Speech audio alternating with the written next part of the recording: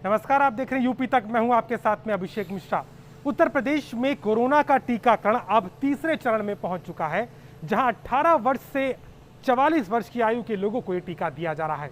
लखनऊ समेत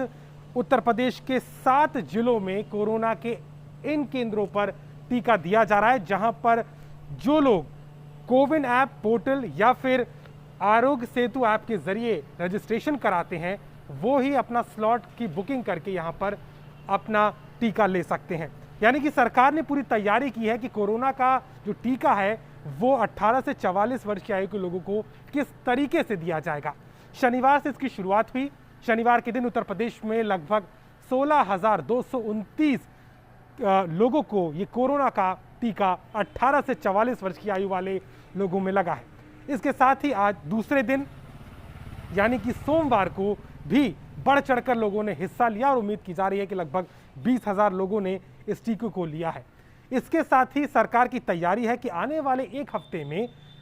प्रदेश के तमाम जिलों में इस प्रक्रिया को आगे बढ़ाया जाए, क्योंकि अभी सरकार ने शुरुआती तौर पर 7 ऐसे जिलों का चुनाव किया था जहां पर कोरोना का संक्रमण बढ़ रहा है और जहां 9,000 से ज्यादा इस वक्त केसेस मौजूद हैं।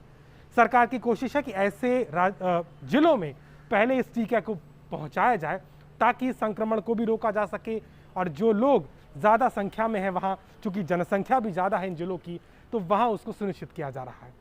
इसके साथ ही एक देखने वाली बात यह भी है कि सरकार के आगे सबसे बड़ी जो चुनौती थी वो ये थी कि कोरोना के टीकाकरण के लिए इस स्टॉक को बनाए रखना। जिस तरीके से तमाम राज्यों में इस तरह की तस्वीरें सामने आई जहां सरकारों ने हाथ खड़े कर दिए कि उनके पास वैक्सीन का पूरा इंतजाम नहीं है, कई राज्यों ने इसकी शुरुआत नहीं की, लेकिन उत्तर प्रदेश में चरणबद्ध तरीके से इसको सरकार ने शुरू किया और 7 जिलों में इसकी शुरुआत करके अब अगले एक हफ्ते के बाद तमाम बाकी जिलों में भी इसे बढ़ाया जाएगा। सरकार के पास मौजूदा तौर पर इस वक्त लगभग 1.5 लाख डोज मौजूद है, जो सरकार ने अलग से क्रय किए हैं 18 से 44 वर्ष आयु के इस टीकाकरण के लिए। वहीं अगर बात करें तो 45 से ज़्यादा वर्ष की आयु का जो टीकाकरण दूसरे चरण का चल रहा था, उसकी उपलब्धता वैक्सीन की केंद्र सरकार की तरफ से की गई है और उसको भी लगातार उत्तर प्रदेश के 6,000 से ज़्यादा केंद्रों में चलाया जा रहा है। यानी कि सरकार की कोशिश है कि वैक्सीन की उपलब्धता भी निरंतर होती रहे और उसी के अनुपात में सरकार इस वैक्सीन को ज़्यादा से ज़्यादा लोगों तक पहुँचाने के चरणबद्ध तरीके से योजना बना रही है। हालांकि मुख्यमंत्री योगी आदित्यनाथ ने इस टीकाकरण की जो शुरुआत हुई तीसरे दौर की, उसके पहले समीक्षा बैठक की और तमाम तरह की बातों पर चर्चा की गई और इस बात का निष्कर्ष निकाला गया कि सरकार चाहती है कि उत्तर प्रदेश में 6 लाख से ज़्यादा औसत पर इस टीकाकरण को लेके जाया जाए ताकि ज़्यादा से ज़्यादा लोग इससे जुड़ सकें। सरकार का मानना है कि 1.5 करोड़ का आंकड़ा मई के खत्म होने तक छूना चाहिए और इसके लिए सरकार प्रयास कर रही है। हालांकि इसमें सबसे बड़ी चुनौती सरकार के आगे यही होगी कि वैक्सीन की उपलब्धता समय पर हो जाना, क्योंकि जिस तरीके से लगातार जो वैक्सीन की निर्माता कंपनी है, चाहे कोवैक्सीन हो या कोविशील्ड, वहाँ से न सिर्फ उत्तर प्रदेश बल्कि तमाम राज्यों को वैक्सीन की सप्लाई हो रही है और यहाँ पर राज्य ने खुद मुफ्त में टीका लगाने की उत्तर प्रदेश में बात की है। इसीलिए सरकार के आगे वैक्सीन की उपलब्धता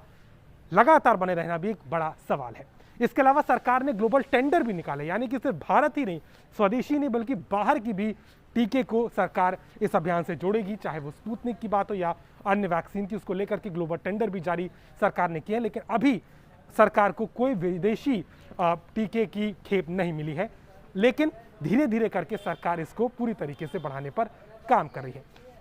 अगर हम उत्तर प्रदेश के कुल आंकड़े की बात करें तो लगभग 1 करोड़ 26 लाख लोगों को ये डोज लग चुका है और लगातार आने वाले दिनों में सरकार इसको बढ़ाना चाहती है और उम्मीद कर रही है कि मई के महीने के बाद ये आंकड़ा लगभग 2.5 करोड़ तक पहुंच जाएगा। इसके अलावा एक और महत्वपूर्ण बात यह है कि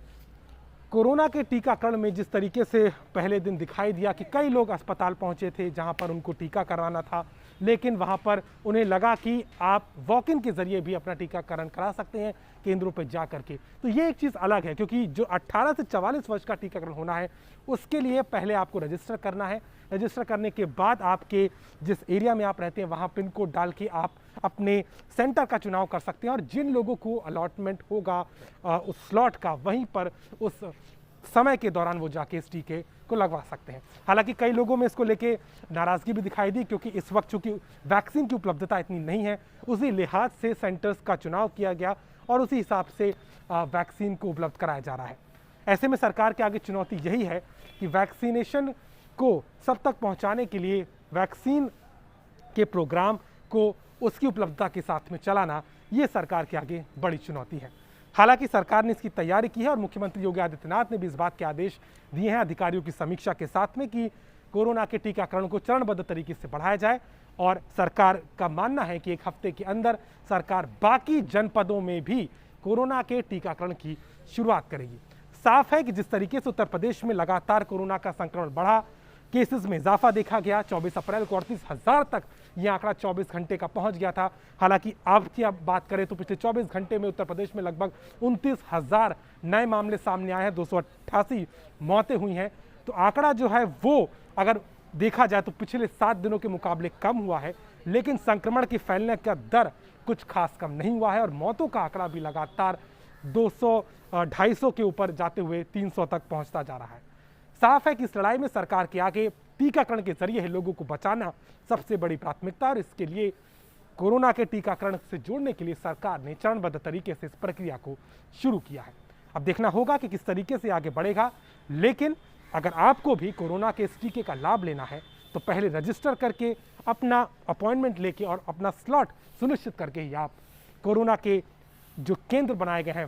टीकाकरण के, वहां इसका लाभ ले सकते हैं। हो सकता है कि आपके जनपद में अभी ये ना पहुंचा हो, लेकिन थोड़े ही इंतजार के बाद आपकी जनपद में भी आपको कोरोना का टीका जल्द उत्तर प्रदेश में मिल पाएगा। अभिषेक मिश्रा, लखनऊ, यूपी तक।